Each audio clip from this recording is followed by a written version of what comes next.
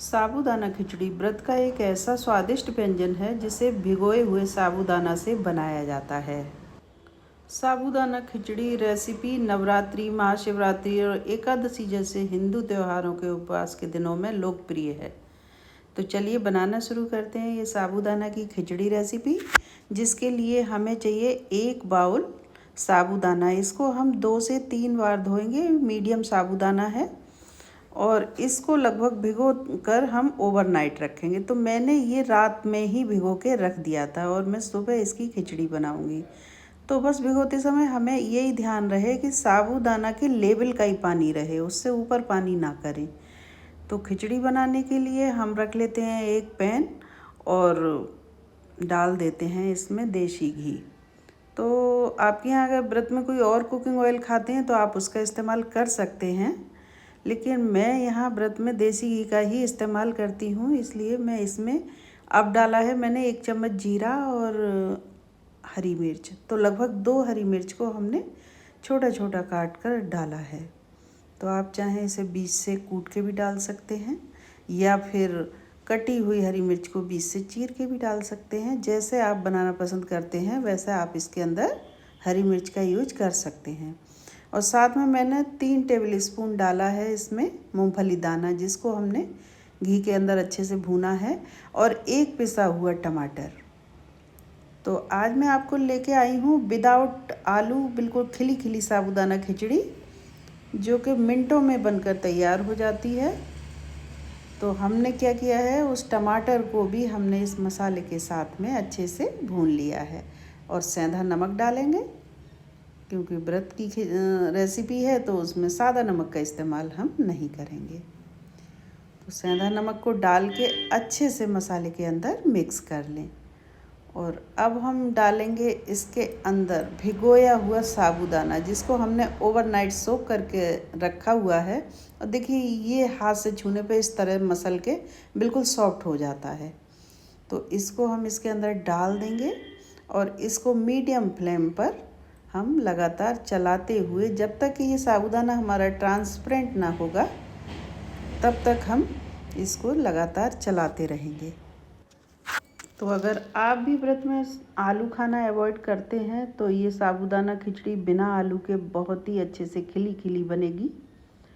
और मेन बात ये है कि हमने इसमें बहुत ही बेसिक मसालों का इस्तेमाल किया है, जिसमें ना तो हमने कोई एक्स्ट्रा मिर्च या लाल मिर्च, उसका किसी चीज़ का इस्तेमाल हमने इसके अंदर नहीं किया है। केवल हमने हरी मिर्च और जीरा से इस रेसिपी को तैयार किया है। बाद में हम थोड़ा सा ऐसे मसाले डालेंगे जो बहुत आसानी से घर में मिल जाते हैं। तो बस इसको रोकना नहीं है, लगातार चलाते रहना है। और ध्यान देने की बात यह है कि इसको जब भी बनाएं तो हमेशा नॉन स्टिक पैन में ही बनाएं, क्योंकि सिंपल पैन में आप इसको बनाएंगे तो साबूदाना खिचड़ी चिपक जाएगी और आप खाने में स्वादिष्ट नहीं लगेगी। तो तला हुआ और ऑयली को हम अवॉइड करते हैं, इसलिए ये साबूदाना खिचड़ी बनाकर खाते हैं। यहाँ पर मैंने डाला है काली मिर्च पाउडर और थोड़ा सा हरा धनिया पाउडर।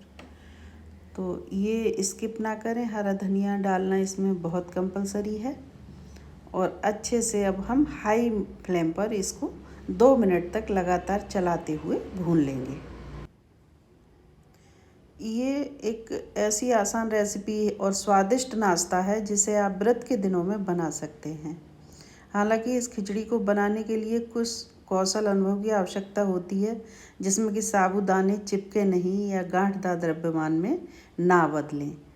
तो बस यही हमें ध्यान देने की बात है कि जब भी हम साबूदाने को भिगोएं तो उसमें सिर्फ उतना ही पानी रखें जितना कि साबूदाना है, उससे ऊपर बिल्कुल पानी नहीं रखना है।